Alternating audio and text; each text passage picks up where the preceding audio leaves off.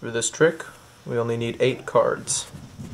2, 3, 4, and 5 of spades, and then just 4 red cards.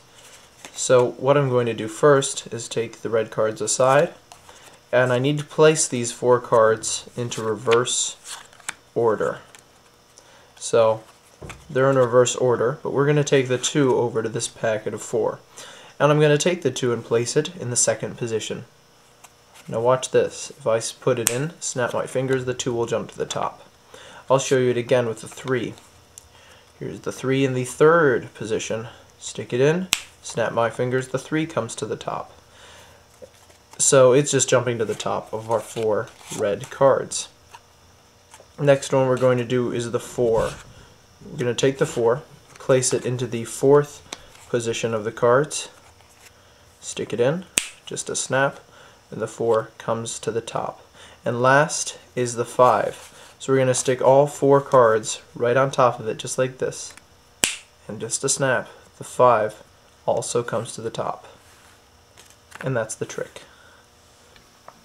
Okay, this is an impromptu trick. You just go through the deck and say I need a few cards. You pull out the 5, 4, and 3, and 2 of spades, and then you just need to pull out a few random red cards. What I would do is get 4 red cards that are spotted high in number, and get 2 that are matches, as in 9 of diamonds, 9 of hearts. It could be, 5 of hearts, 5 of diamonds, like that. But you want these to all be red. So what you're going to do is take the cards like so, and you want to have the 5, 4, 3, and 2 in that order. So you're just going to get these set up in the act of showing the cards. I'm going to show them all the cards here. And what you want, it's best if you have the 2 9s in this position, the similar cards next to each other.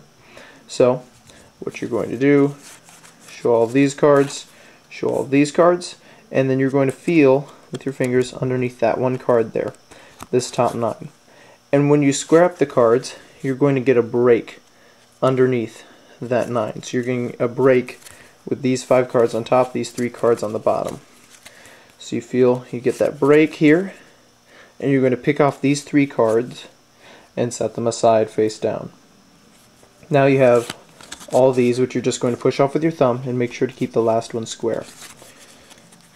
2, 3, 4, and 5. Going to turn them over. You're going to count them onto the table. 5, which is actually a 9, 4, 3, and the last 2 you're going to keep in your hand. Remember, this is a double, so be careful here. You might want to give it a little bend so it stays together well. You're going to pick up these cards, and you're going to flip over the 2. Now you're going to take the 2, and you're going to do a double lift. You're going to take the 2, and you're just going to put it into the second position. So what you've done is taken the card above the 2. The 2 is actually already on top. You're going to put it in the second position, slide it in, snap your fingers, some magical gesture, the 2's on top. So now you've got 3 red cards and the 3. You're going to take what it should be, the 3, it's actually the 4. You're going to stick it into the third position. So for in the dead center, push it in, snap, 3 comes to the top. And at this point you're going to turn over and do an Elmsley count, like so. This will move the 4 to the top. And for this one, I like to show the 4, so you get a break underneath the 4 while you're picking this card up. You're going to turn it over to show the 4, and this is a double.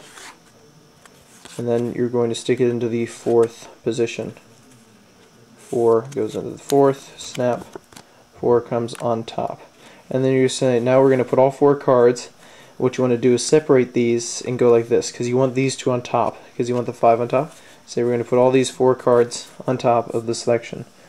Put them on top, snap, the selected, the 5 comes on top, and you end completely clean.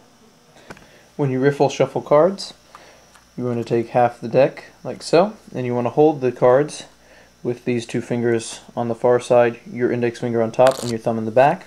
Press down with your index finger, pull up with your thumb to create the riffling action. Put them in an angle to each other, so those will knit right together. And then you're going to grab them here, putting your pinky in the back to help push them in, and square up the deck, like so. Now, it's a little easier if when you separate them to put your thumbs right here, you're pretty much guaranteed to get a nice riffle. Or if you want to do a little more experience, you can hold your thumbs out a little further, which makes it go a little faster. So anyway, one thing you can do is during a trick, you have a card that you want to keep controlled on top. You just separate it and make sure that card ends up on top every time. And if you have a card you want to keep on bottom, just put it down first, with the top card last. You'll always have those cards controlled, just like that. A trick like this works under a false premise that you're actually putting the card in that you say you're putting it in. So for the first one, they can see the 2 before you switch it with the double lift. So they see the 2, okay, they know that's the 2, and you put it in. For the next one, for the 3, you never actually show them, you just say the 3 comes to the top.